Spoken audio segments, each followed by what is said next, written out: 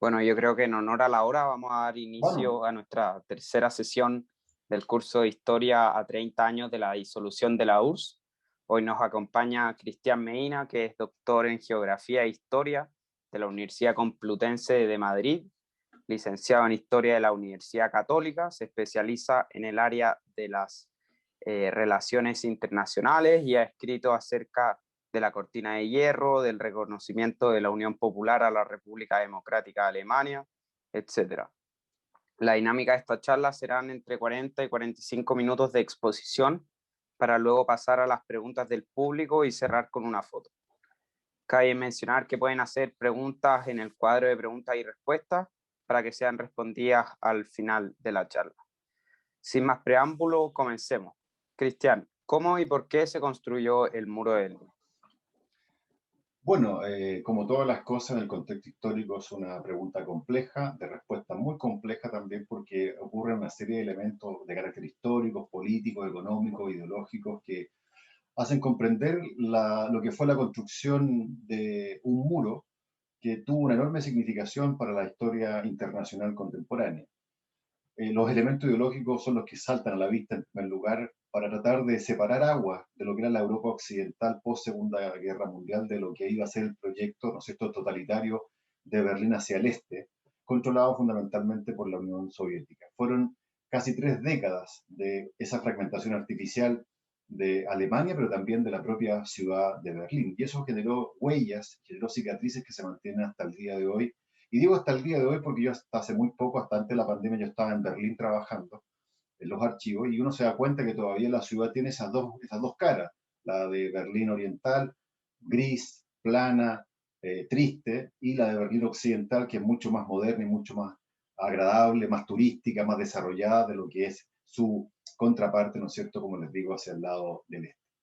Así que, de alguna manera, ¿no es cierto?, la construcción del muro de Berlín tiene que ser comprendida en el amplio espectro de que hay varios elementos que confluyen en ese proceso.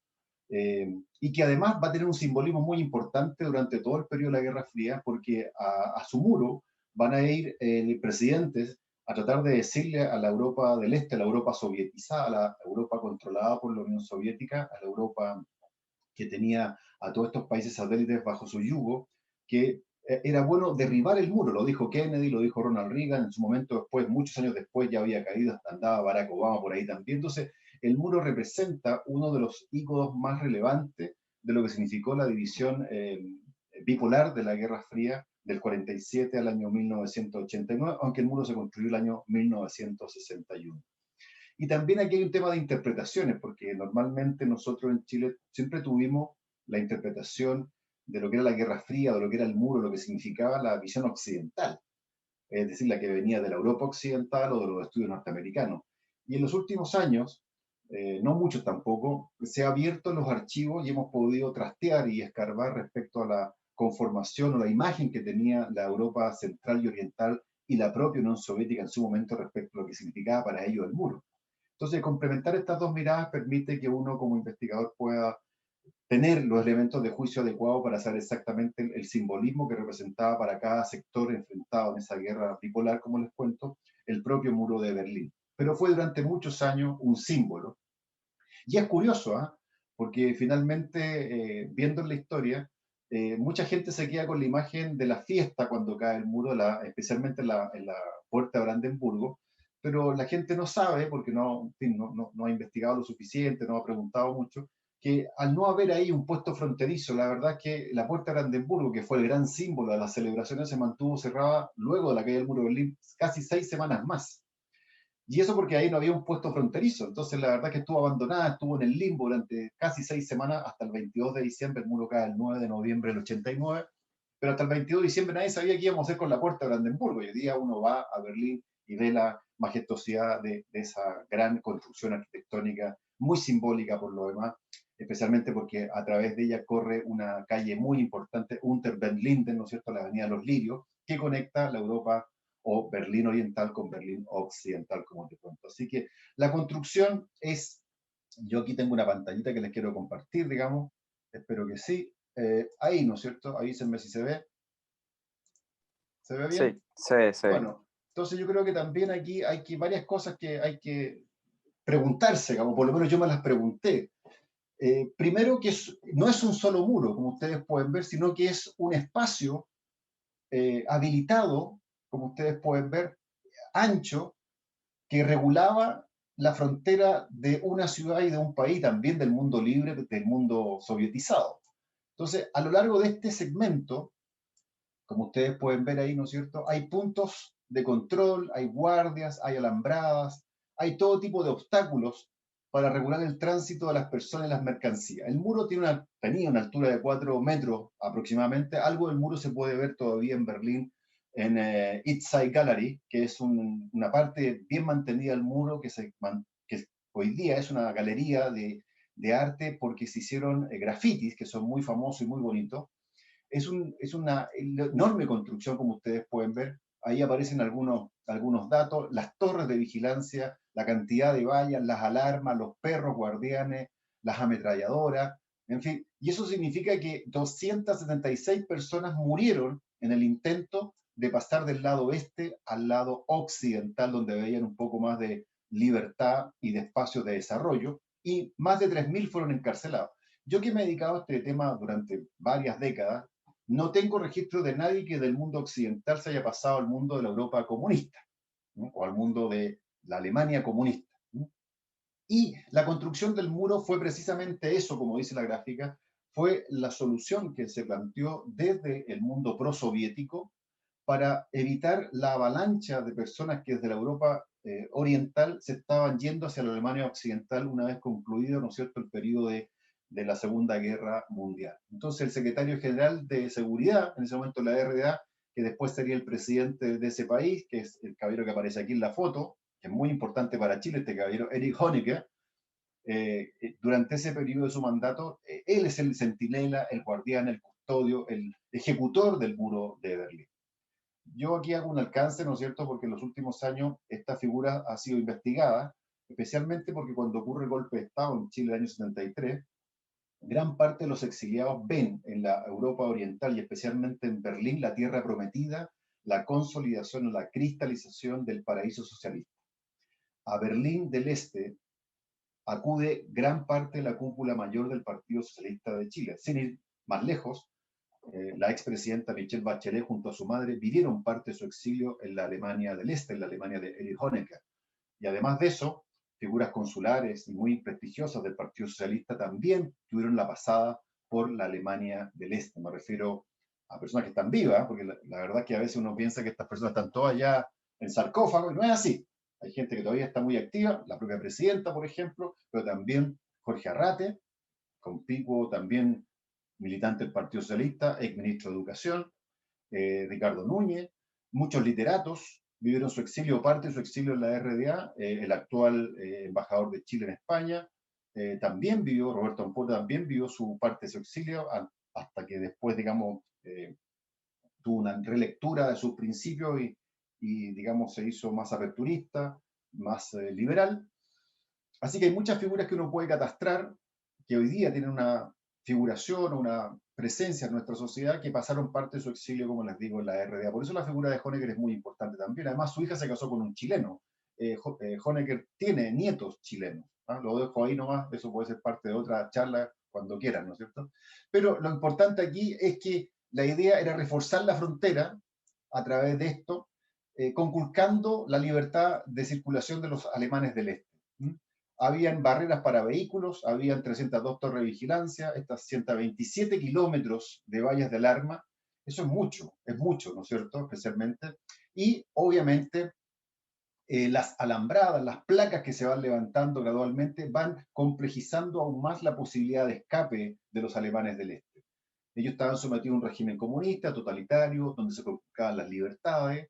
Recordemos, por ejemplo, que en la Alemania comunista, la Alemania del Este, estaba una policía política, la Stasi, que tenía control absoluto de toda la población. De eso se han hecho películas, voy a mostrar después, si nos da el tiempo, algunos trailers, donde prácticamente había delación compensada, había tradición entre familiares, entre amigos, la gente del barrio, ¿no es cierto? Cualquier persona que tuviese ideas libertarias o que plantease si quiere viajar a Occidente y volver con ideas renovadas o frescas, era motivo de sospecha.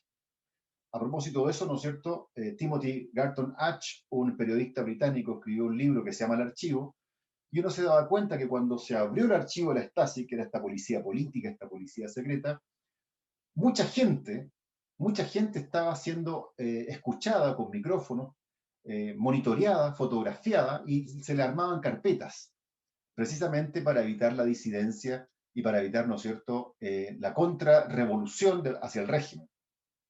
Estamos hablando de un régimen de la más estricta ortodoxia comunista. Honecker representa lo más granado de la vieja escuela del comunismo. Jamás estuvo atento a la apertura. Y eso le generó varios encontrones con Mikhail Gorbachev, porque era un reformista, ¿no es cierto? Y Gorbachev con la perestroika, la glasnost, ¿no es cierto?, buscaba mayor diálogo con el mundo occidental, algo que era visto de manera bastante sospechosa por el viejo dinosaurio comunista Erich Honecker. Y claro, muchos países, Hungría, Polonia fundamentalmente, que tenían un desarrollo económico menor al de la Alemania comunista, buscaban acercarse especialmente a Alemania Occidental porque a través de eso pensaban que iban a conseguir créditos o una ayuda por lo menos financiera para poder seguir manteniendo los regímenes en Polonia y en Hungría. En cambio, Erich Honecker tenía una economía un poquito mejor y siempre renegó de las ayudas de Occidente.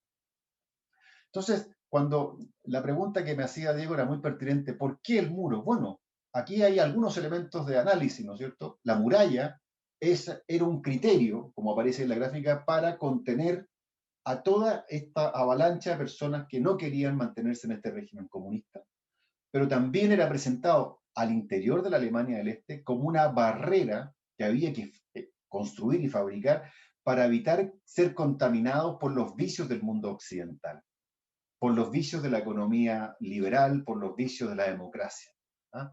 Entonces, hay que pensar también que en los regímenes totalitarios se vive en comunidad y se sospecha del individuo permanentemente, porque se da todo dentro de las lógicas propias de un régimen donde está prácticamente toda la vida del individuo controlada, no hay espacios de libertad. Esos espacios de libertad son bastante restringidos si es que hay, y siempre existe la amenaza que puedas perder en cualquier momento y sin mayor juicio en derecho ese espacio de libertad.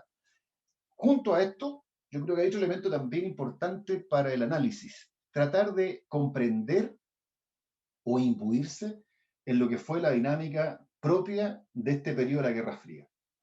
Yo, que ya soy un poquito mayor, siempre me he considerado un hijo de la Guerra Fría.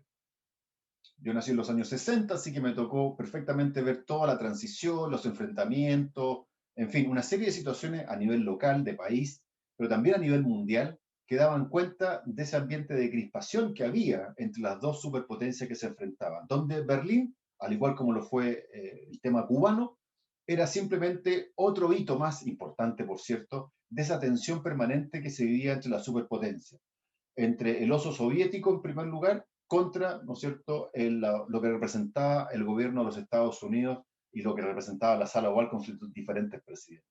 En esa perspectiva, entonces, se hace mucho más comprensible que la Unión Soviética tratase de mantener lo que se llama el glacis de seguridad, es decir, aquellos países que post Segunda Guerra Mundial y como consecuencia directa de los acuerdos de Potsdam, Yalta y Teherán quedan bajo el control soviético.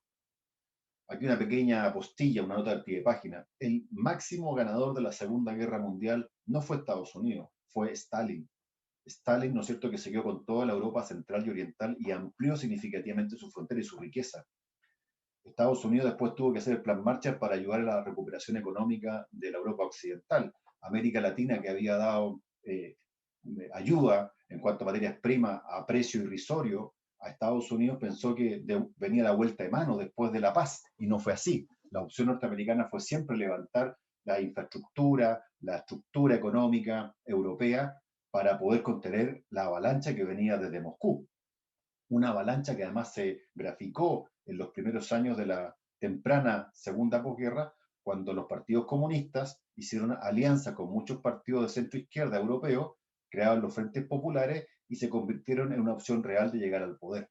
Entonces ahí Estados Unidos se tomó la misión a través de este crédito generoso, llamado Plan Marshall, de ayudar a las economías europeas. Es cosa que ustedes vean en cualquier película de la Segunda Guerra Mundial, la que ustedes elijan, ¿eh?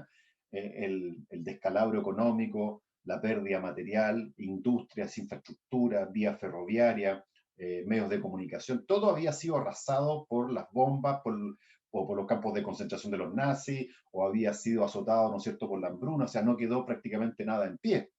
El 90%, por ejemplo, doy el dato ahí, digamos, anecdótico, el 90% de la ciudad de Varsovia quedó en el suelo y fue reconstruida, como solo los polacos la pueden hacer, a través de numerar distintas estructuras y prácticamente ladrillos para hacerla exactamente como era hasta antes de que hubiese sido bombardeada. Imagínense, el 90% de la ciudad estaba en el suelo. Y el famoso bombardeo de los aliados a Dresden, que en 2 noches arrasaron la ciudad completamente. El propio Berlín quedó a muy mal traer luego de la Segunda Guerra Mundial, los bombardeos y la ocupación del mariscal Zhúkov en primer lugar y después de las fuerzas aliadas. Entonces, la ayuda económica que podía venir generosamente de los Estados Unidos era muy importante, y por lo tanto uno ahí entiende el peligro que se cernía sobre, insisto, la Europa occidental y el efecto que tuvo la victoria del Ejército Rojo sobre las tropas nazis. Entonces, claro, Stalin, como les decía, se queda, toma el control de todos estos estados o satélites o sovietizados, me refiero a Checoslovaquia, Hungría, Polonia, Rumanía, entre otros, un movimiento comunista internacional que ponía en riesgo, evidentemente, la estabilidad del sistema, y es ahí donde Estados Unidos, ¿no es cierto?, se transforma en la superpotencia para hacer frente, plantar cara, clavar bandera a las aspiraciones expansionistas y de gran agresión que tenían los soviéticos con respecto a la Europa occidental, y también después con Asia, con la revolución cultural de Mao en China, ¿no es cierto?, y también después con el efecto que va a tener en América Latina, o el impacto también modélico de la revolución cubana con Castro. Nosotros esta semana estábamos asistiendo, ¿no es cierto?, al último de los Castro dejando el poder en La Habana, pero en los años 60, 70, la figura de Castro era prácticamente muy portentosa y representaba un liderazgo dentro de América Latina muy seguido hasta el día de hoy, digamos, con el Che Guevara, ¿no es cierto?, también muy seguido por muchos jóvenes idealistas y románticos. Yo tuve la oportunidad de conocer a Fidel Castro por temas de fortuitos, siempre lo digo en clase. Para mí no es una imagen de un video de YouTube, porque cuando él vino a Chile me tocó, por cosas escolares, tener que estar ahí animando la banderita cubana y cantando el himno de Cuba cuando él pasaba por las calles. Es la visita más larga que se recuerde de un líder comunista en Chile. No hallaban qué hacer con él, porque se quedó como un mes. ¿Ah? Incluso vino a jugar básquetbol acá a la ciudad de Concepción, así que y claro, el presidente Allende veía que los medios de comunicación informaban más y les importaba más lo que hacía Fidel Castro en Chile que lo que hacía el propio presidente. Bueno, eso es una anécdota, digamos. Así que estamos hablando de ese enfrentamiento que explica, hace más comprensible esta fortificación y el grado de sofisticación que fue adquiriendo el muro.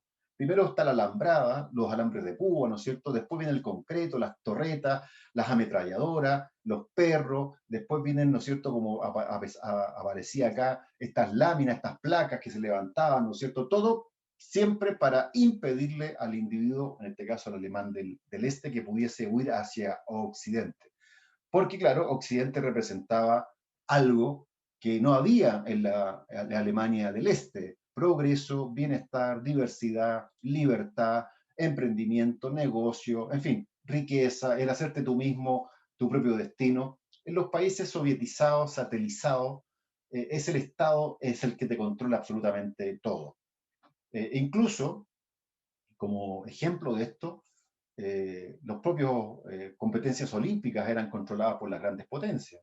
En alguna oportunidad no iban los soviéticos y por lo tanto no sé si ese juego olímpico contará o no, porque hasta el deporte también se vio comprometido con el juego ideológico de la Guerra Fría. Y después, ¿no es cierto?, se había otra juego olímpico y no iban los norteamericanos, tampoco contaban mucho porque las grandes competiciones se hacían precisamente entre las superpotencias. Lo mismo pasaba cuando uno jugaba ajedrez, o inclusive, como dato anecdótico, también lo cuento, cuando fuimos al Mundial del 74, porque eso solo le puede pasar a Chile, nos tocó jugar el primer partido con la República Federal Alemana y después nos tocaba el otro partido con la República Democrática Alemana, o sea, no había cómo ganarle a nadie. Y entonces, esa división, yo diría que generó muchas consecuencias para muchos individuos, y insisto, Chile no fue ajeno a esto. Yo celebro que ustedes hagan este tipo de actividades porque permiten también entender la historia de Chile en una dimensión un poco más global. Es de suma importancia entender entonces algunos aspectos de la historia mundial, creo yo. La historia universal está entretejida con la propia historia nuestra y la historia de Alemania, qué duda cabe, ¿no es cierto? El régimen de Honecker y el régimen de la Alemania del Este fue terrible. Pensemos a ciudadanos completamente sometidos a los dictámenes del Estado, sin mucha libertad para hacer nada. El Estado les indicaba a qué dedicarse, dónde estudiar, qué hacer, qué no hacer, cuándo viajar, cómo viajar, te controlaba los sueldos. Y lo otro que yo les decía también que era muy importante, este tema que se daba en las sociedades, que era el control político. Es decir, tú no sabías si tus amigos o alguien dentro de tu propia familia, ¿no es cierto?, era también alguien, un agente del Estado, alguien que representaba a la policía política, y eso evidentemente provocaba un ambiente enrarecido. Y además, como otro elemento que tiro al debate, hacia los años 80 con la revolución neoliberal, la globalización, la Internet, la modernización de todos los medios de comunicación, evidentemente que la tecnología jugó a favor del mundo occidental. Polonia, Hungría, Checoslovaquia, Rumanía, Bulgaria y especialmente Alemania del Este no tenían la capacidad económica, mucho menos Rusia, para competir de tú a tú con la gran creación tecnológica del mundo libre. Necesitaban mucho la ayuda económica del mundo occidental para poder sobrevivir. Y eso lo comprendió muy bien Mikhail Gorbachev, que es el gran reformista, ¿no es cierto?, que no representaba la línea dura de Moscú y que había venido a reemplazar a esos líderes octogenarios, a esa gerontocracia, que fue muy tradicional después de la muerte de Stalin. Eh, Le gustaba a la gente del Partido Comunista Soviético tener a estas figuras octogenarias, ¿no es cierto?, que en realidad eran líderes bastante caducos desde el punto de vista de la visión que podían tener de cómo iban cambiando las cosas en el mundo. Entonces, obviamente que ese elemento reformista de gente que no había tenido mucho que ver con Stalin, por ejemplo, como es el caso de Gorbachev, ayudó mucho la propia personalidad de él, un hombre mucho más joven, mucho más abierto. También ayudó mucho la presencia de su esposa Raisa, que gustaba mucho de los desfiles de modas en París. Y se hizo muy amigo también de Ronald Reagan en su momento, el presidente de los Estados Unidos en sus dos periodos, que junto a Margaret Thatcher, François Mitterrand, impulsan estas ideas de apertura económica, de neoliberalismo, de progreso, desarrollo individual. Entonces, creo que ahí también hay una clave explicativa de bóveda muy interesante. Los tiempos estaban cambiando, el reloj de la historia se estaba acelerando y resultaba indispensable ver cómo iba a reaccionar la Europa del Este, la Alemania Oriental frente a estos cambios. Lamentablemente, Erich Honecker no era el hombre para esa tarea, esta figura que está acá, porque él representaba, había sido educado, él y su esposa, Margot Honecker, que había sido ministra de Educación, habían sido educados en la más estricta ortodoxia. Eran unos comunistas fosilizados, ¿eh?, en la ortodoxia total del régimen. Y por lo tanto, todo estos aires de apertura, de renovación, de flexibilización de la frontera, lo miraban con sospecha. Estamos hablando de personas que habían sido formadas también en todos los aparatajes de seguridad de la política interna de la Europa central y oriental. O sea, se entiende un poco, ¿eh?, pero yo creo que eso también le jugó en contra porque no supo leer el ritmo de los tiempos. Y para un líder político es clave saber leer el ritmo de los tiempos. Y en este sentido, cuando se produce el 40º aniversario de la construcción y de la edificación, perdón, el 40º aniversario de la fundación de la RDA, Honecker estaba muy eufórico porque iba a ir Gorbachev, el gran líder de la Unión Soviética. Y la verdad que Gorbachev ya había implementado la Glasnost, había implementado la perestroika. A Honecker, los alemanes del este, se le estaban escapando por Checoslovaquia, por la frontera de Hungría, se estaban escapando por Austria. Entonces, la avalancha era de miles de personas. Y cuando Gorbachev le plantea este espíritu reformista de dar mayor libertad al individuo, Honecker se niega. Y es ahí, ¿no es cierto?, cuando Honecker recibe esa cachetada verbal, ¿no es cierto?, de Gorbachev, cuando él le señala que la historia castiga al que llega tarde. Honecker llegó tarde por su propia formación, llegó tarde porque no tenía mayor apertura al mundo occidental, no había viajado mucho, la verdad. En cambio, Gorbachev sí lo había hecho. ¿Sí? Recuerden que en la época de Gorbachev se vio el máximo símbolo de la apertura de la Unión Soviética al mundo occidental. Se abrió un McDonald's. ¿Ah?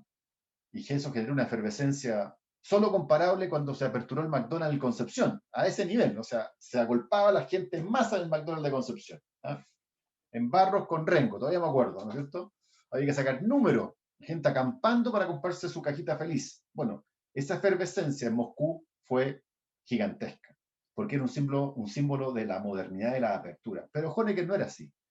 Y eso significó que cuando se hace la celebración del 40º aniversario, el 7 de octubre de 1989, pocas semanas después, Honecker es defenestrado, es sacado del poder, precisamente porque lo que él planteaba era que todas las manifestaciones en Dresden, en Leipzig, en Berlín Oriental, debían ser reprimidas con la máxima rudeza policial posible.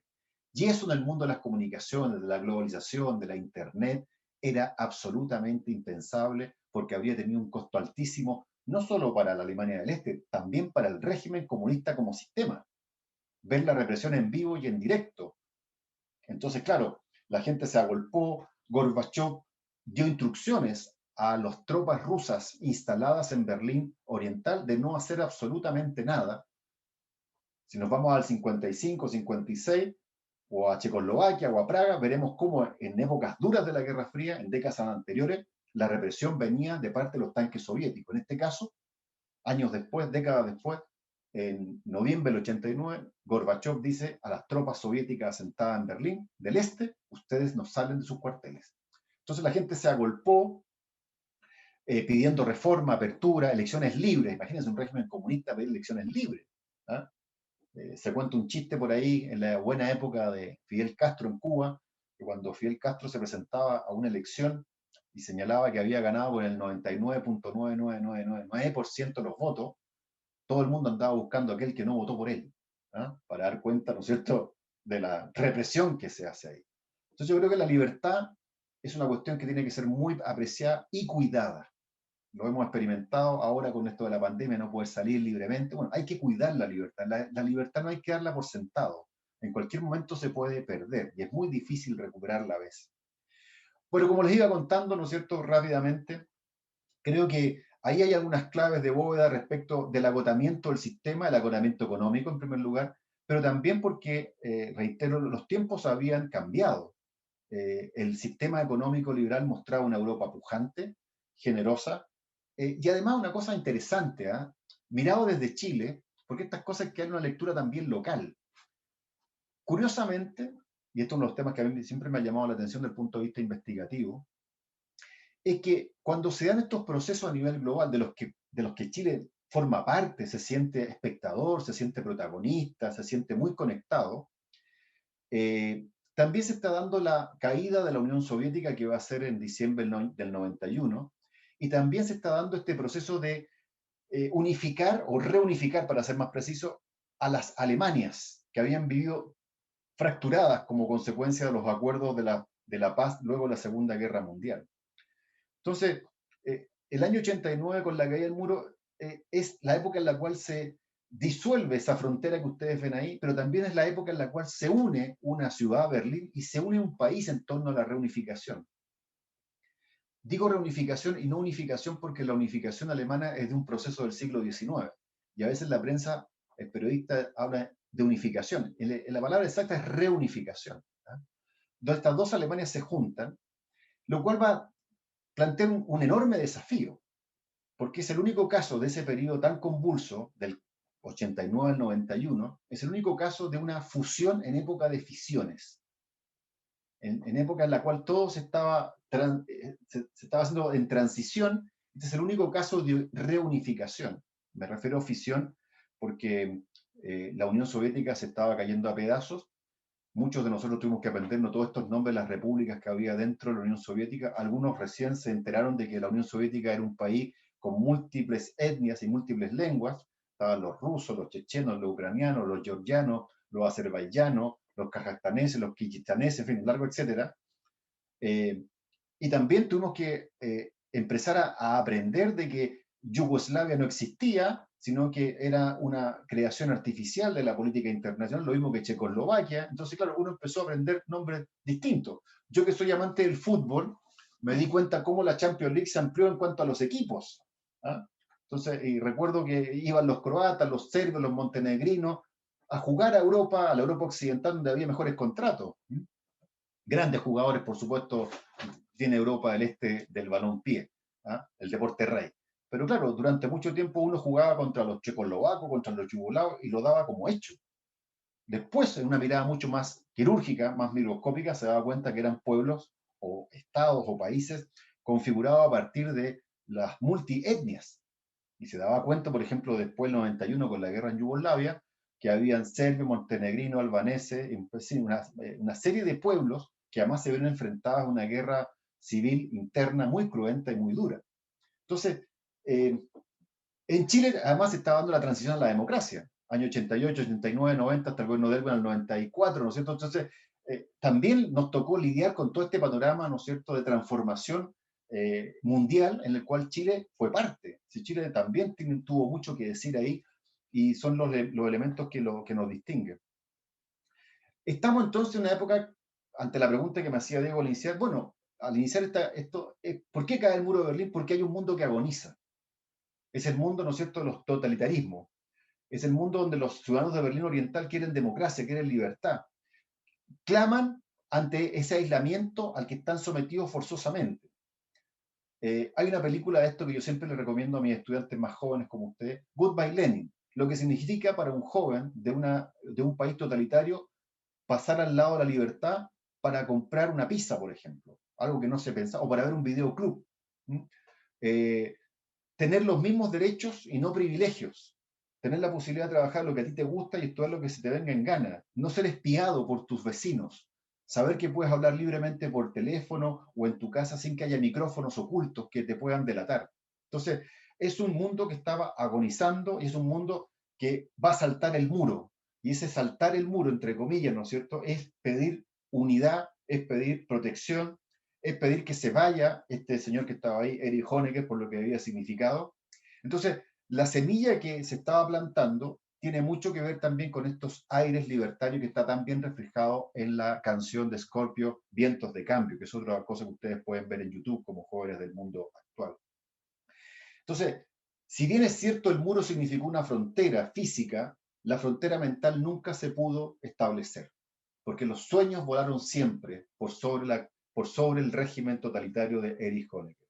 Entonces, es cierto que Erich Honecker machacó a toda su población, es cierto que los soldados de la RDA fueron rudos muchas veces contra la población y la reprimieron brutalmente, pero eso no acalló el espíritu libertario de este pueblo de alemanes del este. Curiosamente, como suelen ser todas las revoluciones por lo demás, el ideal romántico que había de los alemanes del este, de que una vez que cayera el muro, iban a abrazarse fraternalmente con los alemanes occidentales, que eran sus hermanos, sus compatriotas, no fue así. Hasta el día de hoy pervive una serie de situaciones de menosprecio, menoscabo, de discriminación para muchas personas que son alemanes del este. Eso lo podemos probablemente conversar en las preguntas, digamos. También todo lo que fue la base industrial de la Alemania del Este estaba muy retrasada con respecto a la Alemania occidental, que era una Alemania pujante, vigorosa, es la Alemania de Helmut Kohl, es la Alemania que forma parte de las economías más industrializadas del mundo. Entonces, por eso creo yo que el muro de Berlín siempre es bueno revisitarlo para entender cómo se da un proceso de este tipo en tiempo real prácticamente. A mí me tocó verlo en tiempo real porque yo ya tenía conciencia histórica en aquel momento, me tocó ver exactamente primero el festejo y después la preocupación. ¿Cómo hacemos para absorber 300.000, 400.000, 1,500,000, 3 millones de personas que están cruzando a este otro lado? ¿Qué pasa con los alemanes occidentales, con sus trabajos, con la competencia? ¿Qué pasa con nuestros bienes habitacionales, con nuestra casa, el sistema de salud? Es decir, es un país que desaparece. Hay un libro por ahí que alguna vez leí a propósito de mis temas de trabajo, que se llama es la memoria de un embajador, que es el embajador de España en Alemania del Este.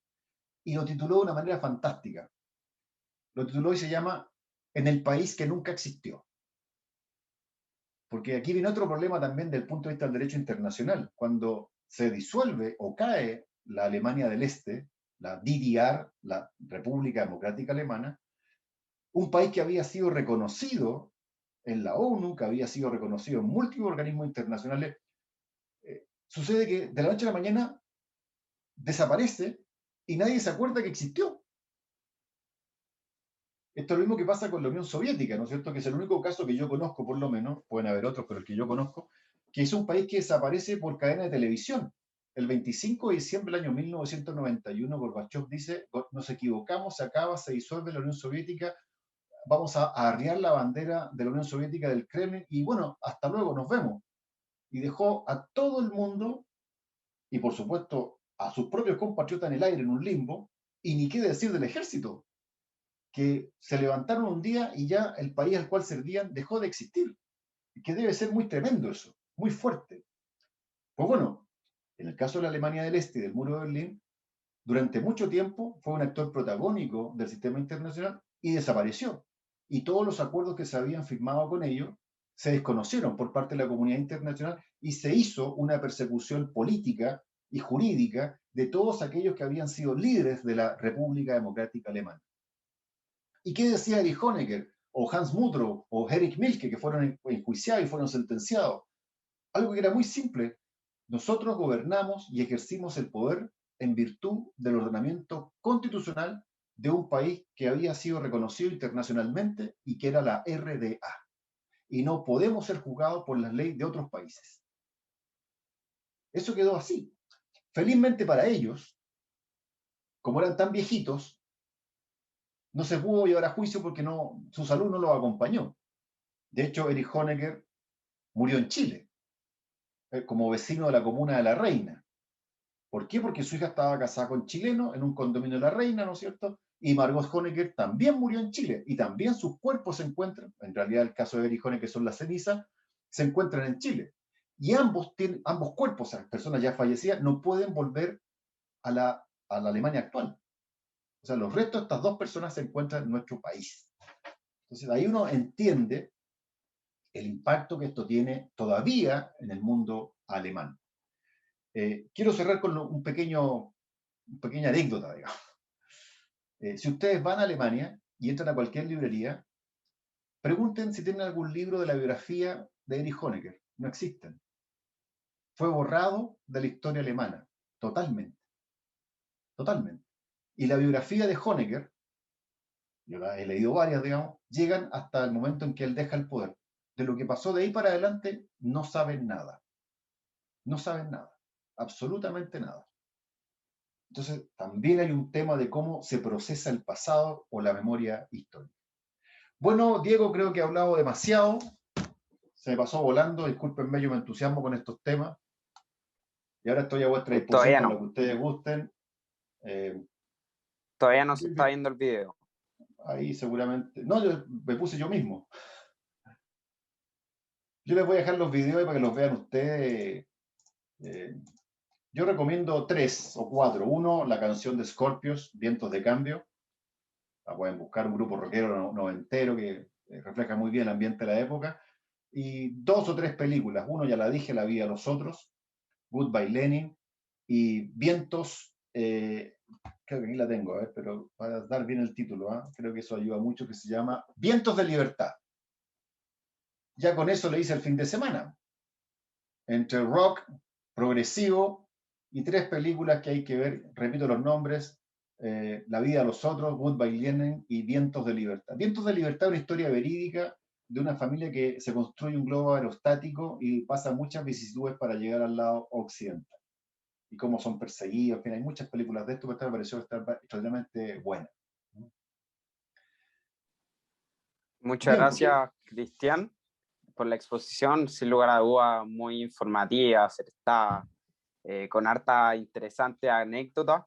Ahora quería pasar a las preguntas de profundización y la primera ¿fue en algún minuto la división de Berlín una buena solución o fue siempre un fracaso? fue una buena solución para las potencias enfrentadas, porque la división cuatripartita de Berlín permitió bajar las tensiones entre un vigoroso Stalin, primer lugar, ¿no es cierto? Una alicaída a Gran Bretaña pierde protagonismo a partir de acá. No es la Gran Bretaña del siglo XIX, ¿eh? Un pequeño paréntesis, lo que vimos del duque de Edimburgo y su funeral era una suerte de un funeral de otra época, de la época de la colonia, del colonialismo, del imperialismo británico, pero Gran Bretaña ya había perdido liderazgo frente a Estados Unidos, y claro, Francia todavía se tenía que recomponer, porque además Francia, como tú recordarás, había sido ocupada por los nazis en la Segunda Guerra Mundial. Entonces, en ese momento permitió descomprimir el enfrentamiento Washington-Moscú. Pero mi tesis siempre ha sido la misma. Me parece a mí que a la vista de los antecedentes históricos, la división cuatripartita fue muy instrumental, fue práctica, descomprime. Lo que pasa es que nadie pensó nunca, ni siquiera los cuatro grandes que negocian en estas grandes conferencias, Potsdam, Yalta y Teherán, eh, que finalmente Berlín y Alemania iban a ser divididas de la manera en que después ocurrió, ¿sí? Cuando los soviéticos se toman todo el control de la parte oriental. ¿Ah? Ahora, ¿por qué lo hacen? Porque siempre el espacio geopolítico de expansión natural de los alemanes ha sido el este, nunca el oeste. Y entonces había un miedo feroz desde los comunistas instalados en Moscú a que hubiese una nueva avalancha alemana o germánica como la que ellos habían vivido con los alemanes, ¿sí? La Operación Barbarroja, ¿no? O sea, recordemos que la penetración nazi hacia territorio soviético fue brutal. Y después cuando los nazis se retiran, porque pierden producto del invierno, queman todo lo que encuentran a su paso, dejan un descampado, un páramo completo, destruyen absolutamente todo, matan lo que se mueve. Por eso se explica que cuando se toman Berlín, ¿ah? A pesar de que habían llegado los aliados, le permiten al mariscal Zhukov que entre primero con las tropas bolcheviques, con los soviéticos, que según las cifras de Anthony Beevor en su libro Berlín 1945, arrasaron con todo, y se calcula que más de 300.000 mujeres alemanas fueron violadas por el Ejército Rojo. Ese es el cálculo que se tiene aprox. Entonces hay un temor gigantesco a lo que puede significar la avalancha roja o el abrazo del oso soviético. Bueno, muchas gracias por la respuesta. Ahora pasando a la última pregunta de profundización. ¿Cuál fue la actitud del líder soviético al ser derribado el muro, aparte de diluir la Unión Soviética? Mira, primero que nada, la Unión Soviética, que ya venía en una caída libre desde el punto de vista económico, sabía que no se podía enfrentar a la poderosa Alemania de Helmut Kohl. Yo lo dije un poquito al pasar, estamos hablando de una economía descomunal, incontrarrestable, altamente industrializada. Y por otro lado, ¿no es cierto?, de alguna manera también se sacó un lastre, porque muchas de estas economías dependían en algún grado también de las ayudas económicas que venían de Moscú, como le pasó a Cuba también, ¿no es cierto? Cuando se cae el muro de Berlín y se disuelve la Unión Soviética, los cubanos se dieron cuenta que solo podían vivir del turismo. Por eso cuando uno va a Cuba, al turista le cobran una moneda aparte, cosa que yo nunca he visto en ninguna parte del mundo. Tenemos que usar una moneda diferente, el eco. Y Gorbachev buscaba estos aires reformistas porque además eran irrefrenables. O sea, cuando uno mira en retrospectiva, uno se da cuenta que tenemos Ronald Reagan, George Bush padre, ¿no es cierto?, Margaret Thatcher, François Mitterrand, Helmut Kohl. O sea, estamos hablando de auténticos transatlánticos de la política mundial. Entonces era muy difícil oponerse a eso, sobre todo porque a nivel interno el propio Gorbachev había perdido peso político, porque los antiguos camaradas también se estaban dando cuenta que no podían sostener el régimen soviético, que había que buscar aires de reforma. El año 1991, en agosto del 91, hay un golpe de Estado en Crimea, en la residencia de verano de Gorbachev, lo tuvieron cautivo y lo rescató Boris Yeltsin. Y Boris Yeltsin era un reformista, y es ahí cuando ya, ¿no es cierto?, Gorbachev se da cuenta que ha perdido todo peso político y todo poder. Y eso es muy, en un sistema como el que estamos hablando, es muy difícil de recuperar. Porque no son sistemas democráticos, son sistemas personalistas, muy duros. Por lo tanto, si tú pierdes peso político, pierdes poder político, otro inmediatamente lo va a ocupar. Entonces, viendo la historia un poco de Gorbachev, de Boris Yeltsin y ahora de Vladimir Putin, uno entiende, ¿no es cierto?, que en realidad la preocupación fundamental del mundo soviético que se transforma en el mundo ruso son los problemas internos que están enfrentando, que no son menores. qué papel va a jugar Rusia, ex Unión Soviética, en el nuevo orden mundial era mucho más relevante que saber qué íbamos a hacer con la Alemania del Este.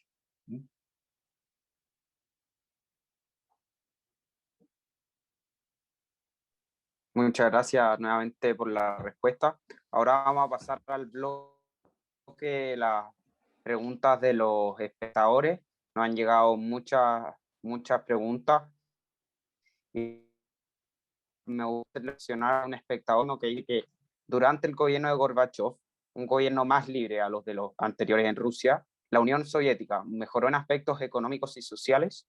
No, no. Es que no, la estructura tú no la cambias de un día para otro. No, absoluto, no. Al contrario, se dejó en evidencia las diferentes velocidades del desarrollo entre la Europa occidental o Estados Unidos y lo que tenían ellos. Cuando se abre la Unión Soviética, uno se da cuenta de la precariedad que había al interior de este imperio. ¿Ya? Primero porque no fue capaz de seguir el ritmo, por ejemplo, de desarrollo en la carrera armamentística de Ronald Reagan y después de Bush, padre. Segundo, el alto nivel de endeudamiento. Entonces había una insatisfacción en la población respecto a lo que había sido la política de economía centralmente planificada que había llevado adelante el Partido Comunista. Entonces, lo que ocurre ahí es precisamente la atomización. Las repúblicas claman su propia independencia, quieren salirse del sistema soviético. Algunas lo logran con mayor o menor éxito. Incluso los propios líderes comunistas cambian de ropaje y se transforman de la noche a la mañana en líderes democráticos. Una cosa muy curiosa, pero es propio del mundo ruso, ¿no es cierto? No hubo ninguna posibilidad porque la avalancha del neoliberalismo fue total y porque estamos hablando del periodo más próspero probablemente de la economía occidental. Era muy difícil equiparar lo que tú podías encontrar en las grandes tiendas en París, Londres, incluso Madrid o Milán, a lo que podías encontrar en Moscú. Eh, Desabastecimiento, carestía, malos trabajos, mal empleo, mala remuneración. Entonces no había ninguna posibilidad de mejora económica. Esa va a venir muy posteriormente, pero ya va a venir lo que llamamos los historiadores el periodo de la temprana posguerra fría, donde el proceso de apertura, ¿no es cierto?, va a beneficiar a mayor cantidad de personas. En este periodo ya estamos en transición. Muchas gracias por la respuesta. Siguiendo con esa línea argumentativa, Santiago nos pregunta ¿cómo cambia el mundo con la caída del muro y cuáles fueron las razones que motivaron a Gorbachev a hacer estas reformas de apertura? Yo creo que la caída del muro es la máxima expresión para mí de libertad de un pueblo, porque no fue una revolución al estilo clásico centroamericano, ¿no es cierto?, donde abundan los balazos, los muertos, fue el clamor del pueblo. ¿Ah? Ese clamor se permitió porque, como les decía en un momento atrás, Gorbachev dio la instrucción que los militares rusos no intervinieran, a pesar que estaban asentados en Berlín.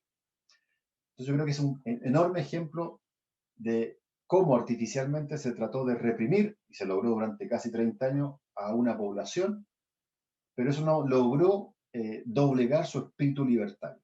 Eso es muy importante. Reitero lo que dije hace un momento atrás, la libertad hay que cuidarla, hay que protegerla. La libertad tiene múltiples enemigos y disfrazados de miles de formas. Y la segunda parte de la pregunta no la recuerdo bien.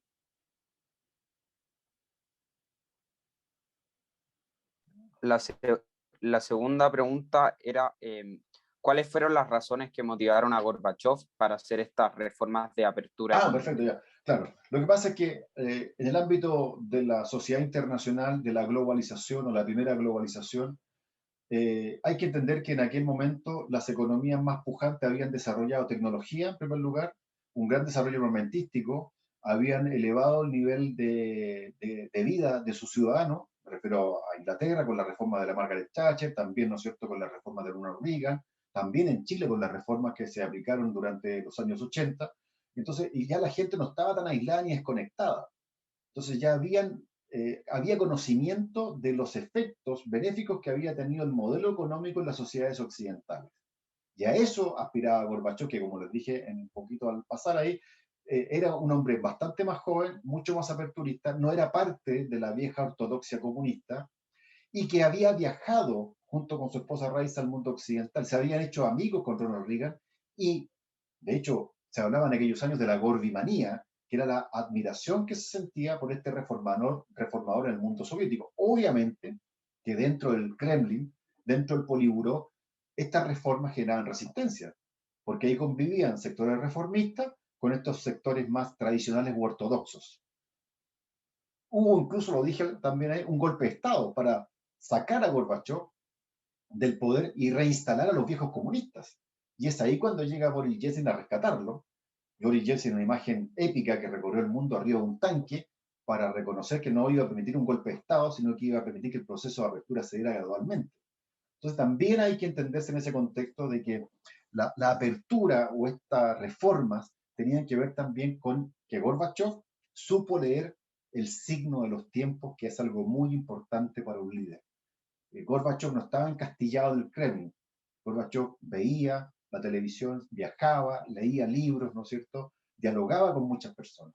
Entonces eso le permitió también darse cuenta de los errores sistémicos que se estaban cometiendo en la estructura de la forma de gobierno y de forma económica que había en la Unión Soviética. Muchas gracias por toda la exposición. Eh, le agradezco también a los espectadores que están escuchando esta charla. Espero que haya sido de su agrado, para mí lo fue. Y los invitamos a la última sesión el próximo jueves junto a Alejandro Sanfrancisco.